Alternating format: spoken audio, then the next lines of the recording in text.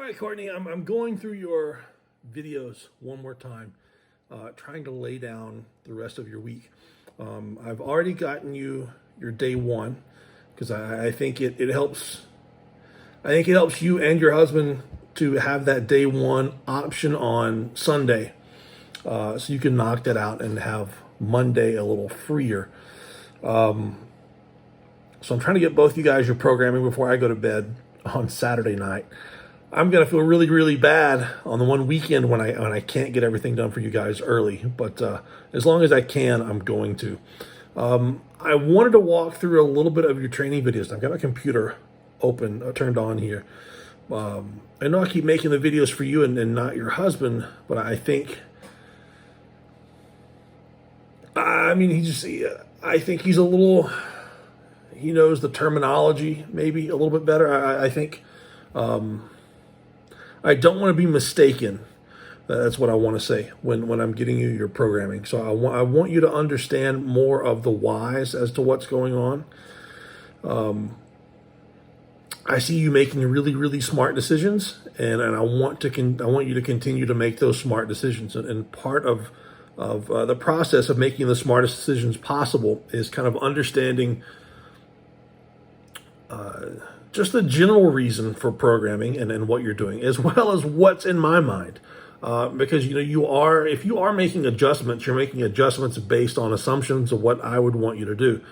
So the more that I can help you understand what it is that I want you to do, the more you can make the correct assumptions whenever things have to be changed. Man, I hope that came out right. So I'm going through your videos here. Rack pulls and squats. Your squats continue to look great. And the amazing thing is your squats are looking greater every week, and I'm pushing you harder every week. If we were just casually squatting and they were looking better, well, then you're getting better at casual squats, but you're not. I mean, I'm pushing you hard. Your last set, I think your last 4 reps were breathing reps, which is where you get 1 rep and then you're holding the bar there and you're taking 4 or 5 big breaths because if you go down to do another one, you're not coming back up. And I can see your face changing color, getting pale, because you're working so hard. So you're working that hard and still nailing technique. That's the equivalent of teaching someone to drive a car, and then you're only going to let them drive 35 miles per hour on an empty road. Well, yeah, they're going to get better at driving a car at 35 miles per hour, but what happens when they have to drive in traffic? What happens when you're all of a sudden driving through Atlanta, downtown Atlanta, at 6 o'clock in the evening on a summer night? And you're having to drive 80 to 85 miles per hour in 5 lanes of traffic on each side of the road. You better know what you're doing. And that's what I'm seeing you. I'm seeing you at that point to where you're having to drive 85 miles per hour in traffic and you're having to not make mistakes. And that's exactly what you're doing. Now, your rack pulls are looking better. I continue to push the rack pulls, and I'm continuing to rotate in and out intensities, sets, and reps. Because we're doing the rack pulls more or less to get your body prepared for a heavy load in your other lifts. And I want to explain that a little bit. If you think about what the back muscles and what the spine do, I mean, if we throw away all the strongman stuff, because in strongman, the spine and the back muscles bend and twist and turn in all sports. Gosh, being a parent, man, how many times do you bend down to play with your kid with the perfect upright back and your chest up and your belly out, all this perfect, oh my gosh. Just being a parent means your back bends. But if we're looking at squat, bench press, deadlift, overhead press, quite a few in theory of some of the strongman events as well.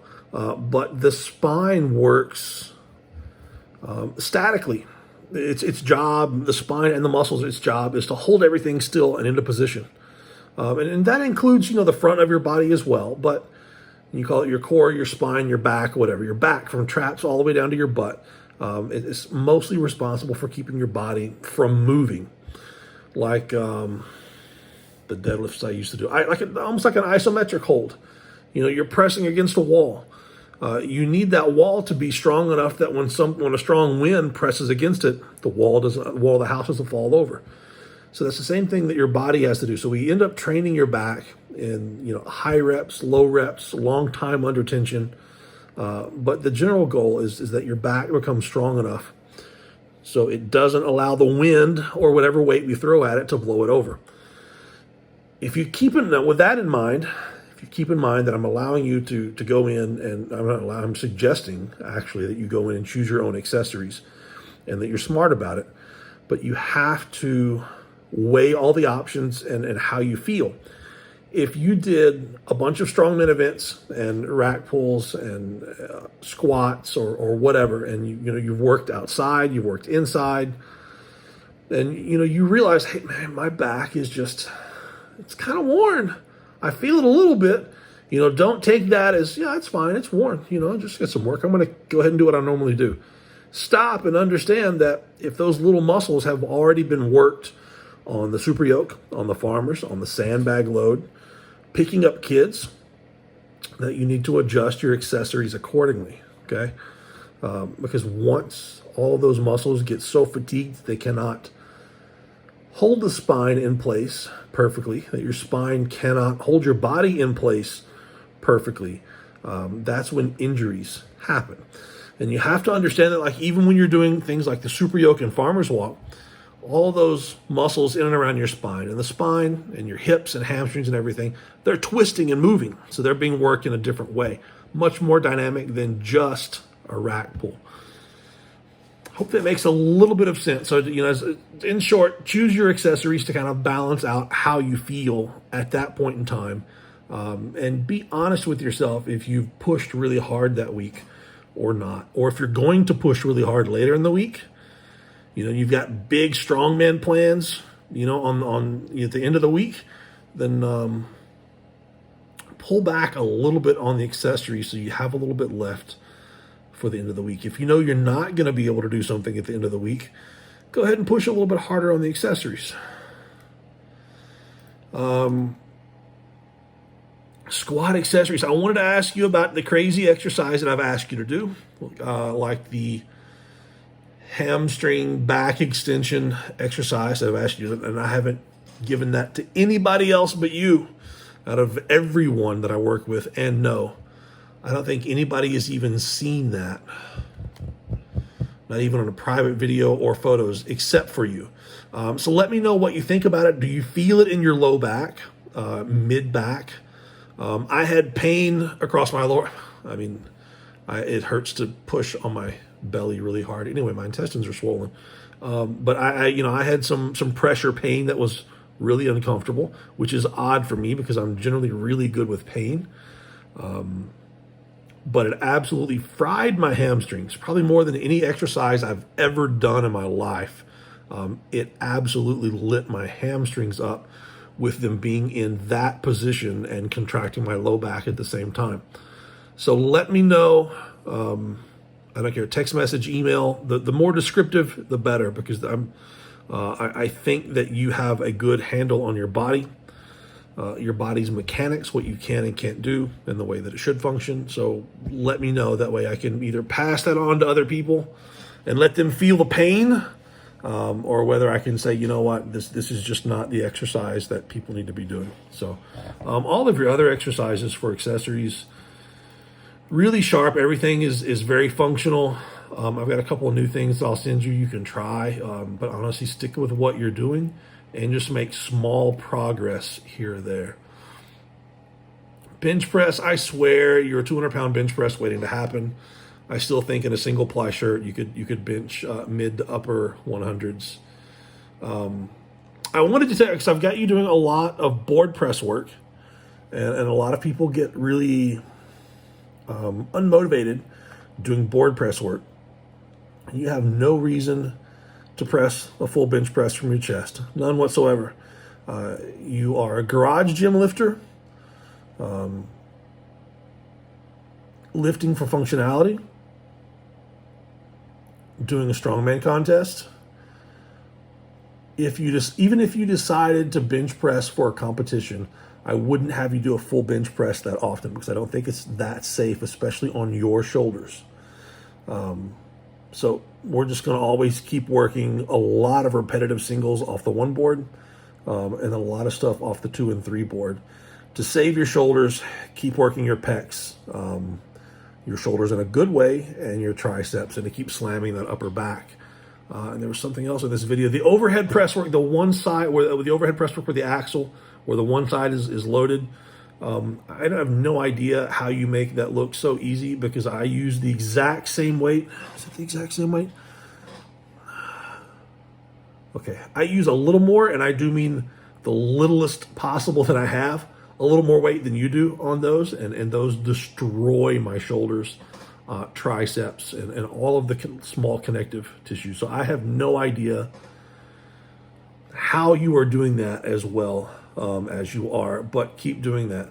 The axle push-ups, that's fantastic. I have an additional video that I want to send you if I can get it to attach through Evernote. An additional video that I want you to try of a new exercise as well. I think it's amazing watching you work hard on those. I still believe that you increasing your ability to move your own body weight will have a very large impact on all of your lifts. Even though you're a very lightweight person, I think that your ability to do things like that and ring push-ups and to be able to control your body. And I think that most people are that way. Your ability to control just your body weight in every position will have a large impact on your strength goals, short-term and long-term. But I love seeing you work hard on those. That's really, really impressive. The abs work is solid. What else? The overhead press. I wanted to mention this. I was watching the overhead press with just the empty bar and finding a million technical issues. I watched you add weight and most of those issues went away. So I think getting your body grounded a little bit with a little bit of extra weight makes a big difference with you on the overhead press. Two things really. When you dip down, don't let the elbows fall. Okay, as you dip down for the dip on the overhead press, push your elbows up. They call it a rack position, just like or shelving the bar.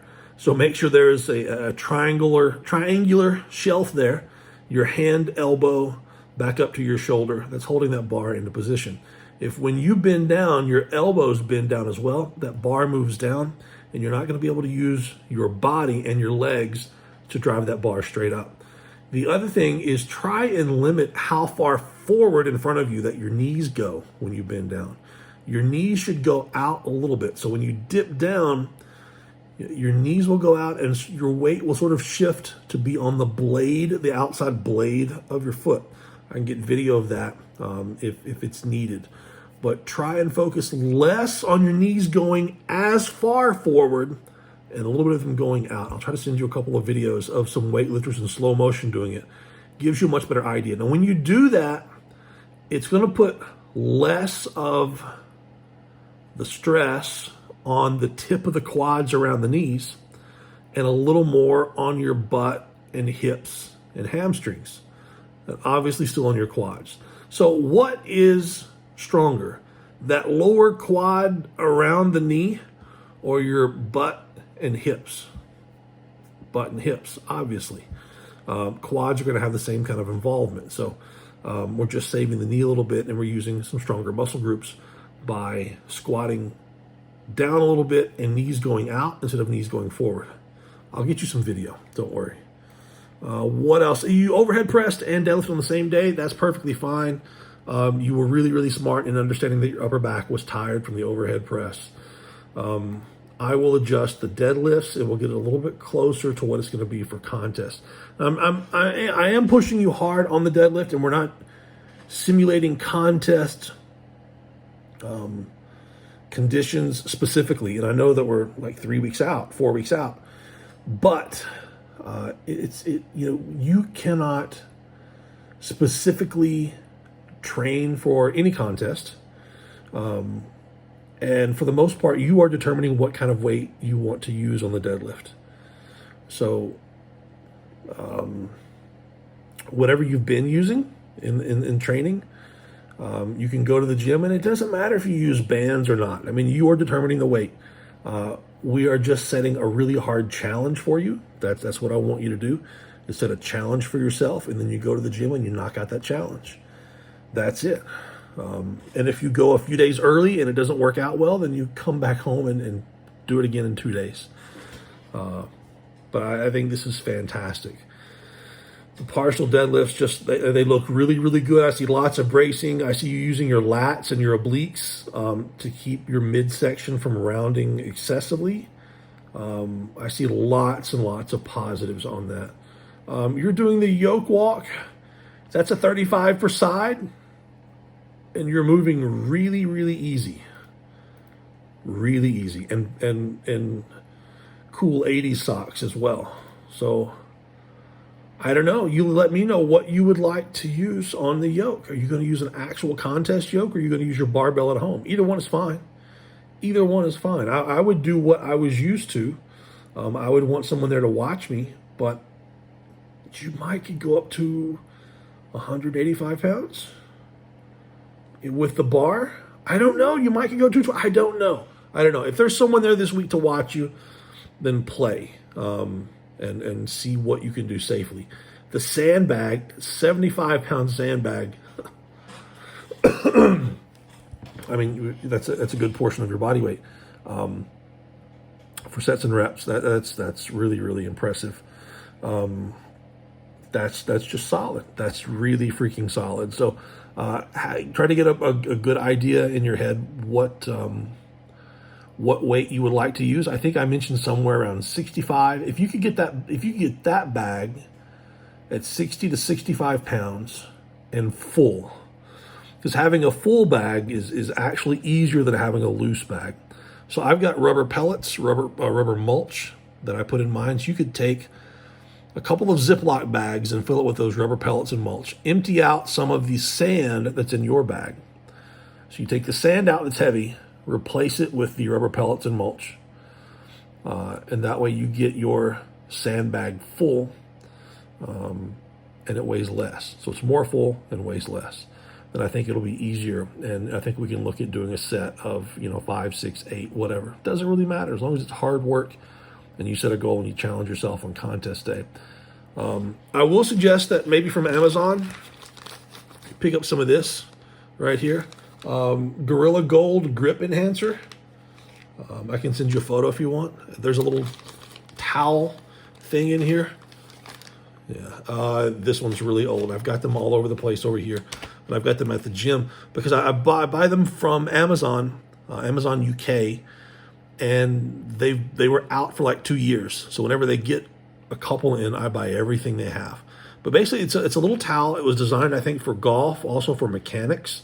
And if your hands have ever been a little bit slippery or a little bit sweaty, you can reach down and just kind of grab that towel and rub it in your hands a little bit, and it just takes away all the sweatiness of your hands, and it gives your hands, I'll say it's sticky, but you can touch anything you want, and it won't leave that stick on anything.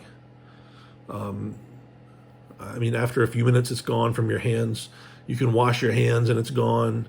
But it gives your hands a magical little stick, which makes sandbag loading so much nicer and safer. I would go as far to say if you had to ramble up a bunch of kids and grab and go under your arm, they would stick to you much better. This is very similar to the blue shirt that your husband wears when he log presses. So if you take your hand and just rub down the front of his shirt, I'm sure he doesn't mind. My wife does it to me all the time. That is very similar to how this feels when you get just a little bit on your hands and you go to pick up that sandbag. Your hands kind of feel a little bit like that shirt would. It just sticks to everything. Except this doesn't leave. This isn't like the tacky that I use on Atlas stones. That if you touch anything else, you leave the sticky stuff on it. So really, really great stuff. This says it lasts 3 to 6 weeks. I have no idea. You can only imagine how old this is. It's got to be 2 or 3 years old. And I will still, I keep it in the bag, and I will still use this one. I've got 4 or 5 others inside and outside. And I just grab whichever one falls in my hand and I go outside and load sandbags. So I think that was basically it. Let me upload this, and then I'm going to do some work on your programming and get you this video and your new week of programming. Continue to think about what weights you want to use on the contest, for the strongman contest weights, and keep having fun and make sure you're recovering. That's all I ask.